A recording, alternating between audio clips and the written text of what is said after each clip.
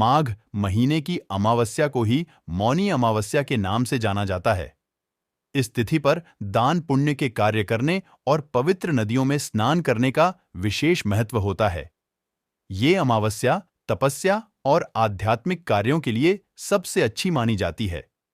इस दिन मौन व्रत रखने के कारण ही इसे मौनी अमावस्या के नाम से भी जाना जाता है। धार्मिक मान्यताओं अनुसार इस अमावस्या पर ही मनु महर्षि का जन्म हुआ था। एक समय की बात है, एक कांचीपुरी नाम के नगर में एक ब्राह्मण का परिवार रहता था।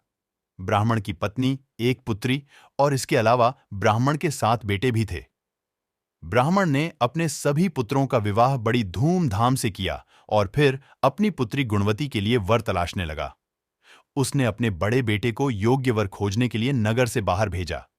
इस बीच उसने अपनी पुत्री गुणवती की कुंडली एक ज्योतिष को दिखाई।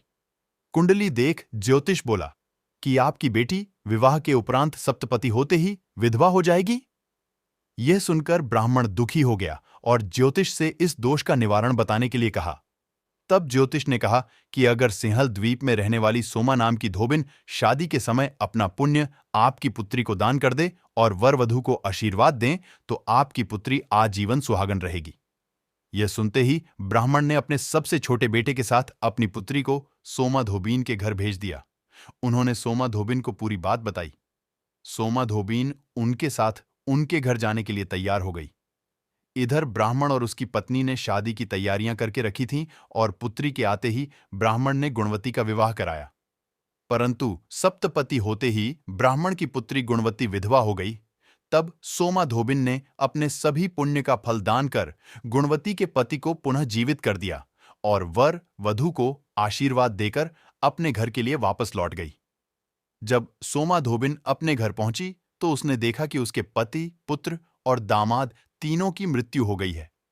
जिसके बाद धोबिन नदी किनारे एक पीपल के वृक्ष के नीचे बैठकर भगवान विष्णु की पूजा करने लगी और पीपल के पेड़ की 108 बार परिक्रमा की।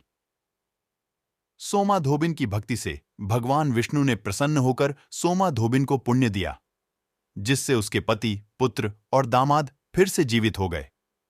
कहते हैं तभी से ऐसी मान्यता है कि यदि माघ अमावस्या के दिन मौन रहकर भगवान शिव और विष्णु की पूजा करते हैं तो मनुष्य को पुण्य की प्राप्ति होती है।